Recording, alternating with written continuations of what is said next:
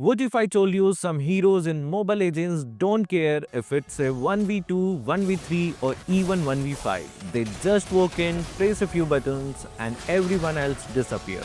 Hi guys, Kazuki here, and in this video we are going to look at 5 heroes who can take on the entire enemy team all by themselves. From lifesteal goats to unkillable warriors. So let's not waste time, let's get straight into the video.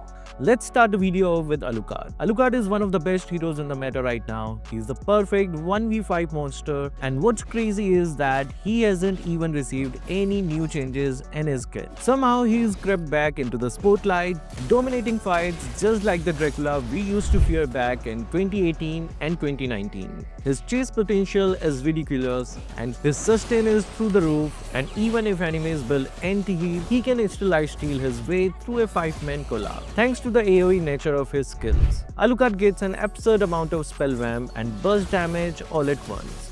If your lineup doesn't have high burst power, it's basically impossible to kill him once he dives in. Here's his ultimate sustain build that's working right now. Stack up lifesteal, durability and damage and you will feel unstoppable. Next up, Lancelot. This guy's been slicing through ranked like butter. To truly 1v5 with Lancelot, you just need to master two things: aim and timing.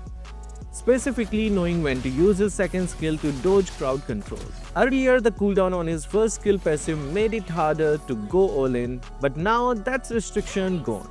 So you can freely dive in, dash through enemies with that smooth Shing combo, dodge attacks with his second skill, and melt squishy targets with his ultimate.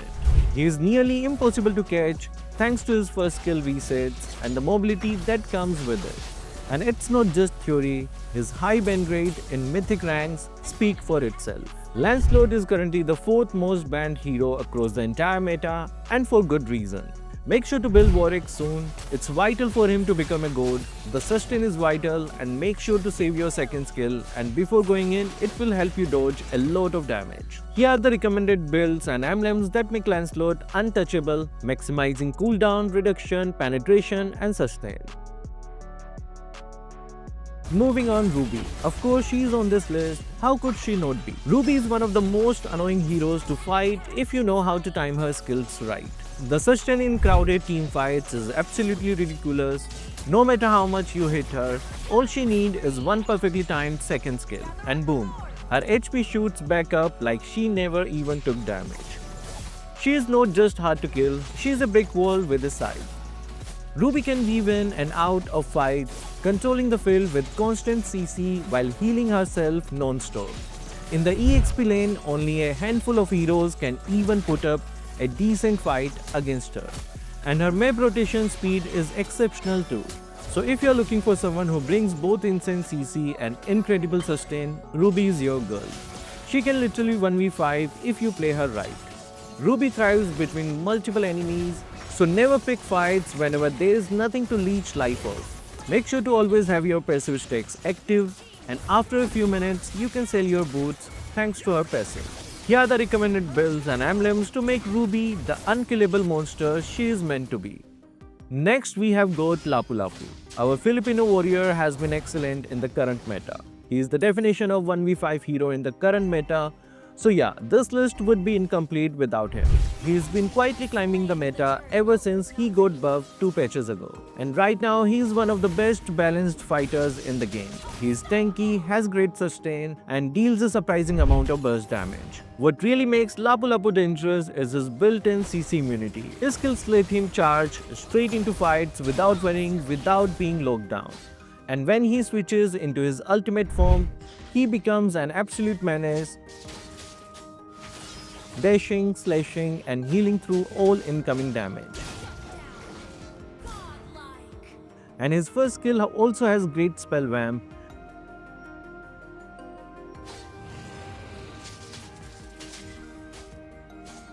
And you can heal from far and also poke just like Ruby. If you want to go all out and make enemies regret grouping up, this is your hero. Lapu-Lapu's kit rewards aggressive gameplay and perfect timing.